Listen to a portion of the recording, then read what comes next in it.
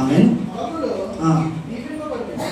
నీ గర్భఫలము, నీ భూఫలము, నీ పశువుల మందలు, నీ దుక్కి ఎద్దులు, నీ గొర్రె మేకల మందలు దీవింపబడును. దేవునికి స్తోత్రం. హల్లెలూయా హల్లెలూయా హల్లెలూయా హల్లెలూయా హల్లెలూయా.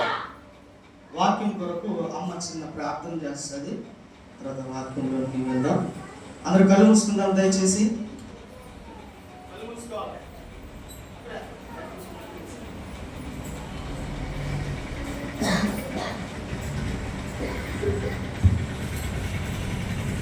స్తోత్రం స్తోత్రం స్తోత్రం స్తోత్రం స్తోత్రం స్తోత్రములు తండ్రి.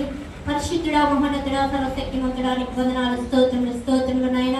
అయా ఈ నూతనమైన సంవత్సరం నాయన వాక్యం కొరకు ఎదురు చూస్తున్నాం ప్రభా, జ్ఞాపకం చేసుకోమని అడిగిచ్చున్నానయ్యా. నీ వాక్యం నీ కుమారుడు విరజలుచున్నది తండ్రి నాయన. అయా మరి నాయన మంచి నెలలో పడి ఫలింపులకు మీరు సహాయం చేయమని అడిగిచ్చున్నాను. దేవానికి వందనాలు, స్తోత్రములు స్తోత్రములు నాయన. అది మేము గ్రహించుకోని తండ్రి నాయన నెవరి వేసుకునే భాగ్యం దైత్యం అడిగిచ్చున్నాము. దేవానికి స్తోత్రములు తండ్రి నాయన. మా యొక్క వాక్యం మా యొక్క హృదయం హత్తుకునే వాక్యం మాకు దైత్యం అడిగిచ్చున్నాము. దేవానికి స్తోత్రములు తండ్రి. నీ కుమారుని శిలుసాన్ని మరుగుపరుచుకోండి అయ్యా.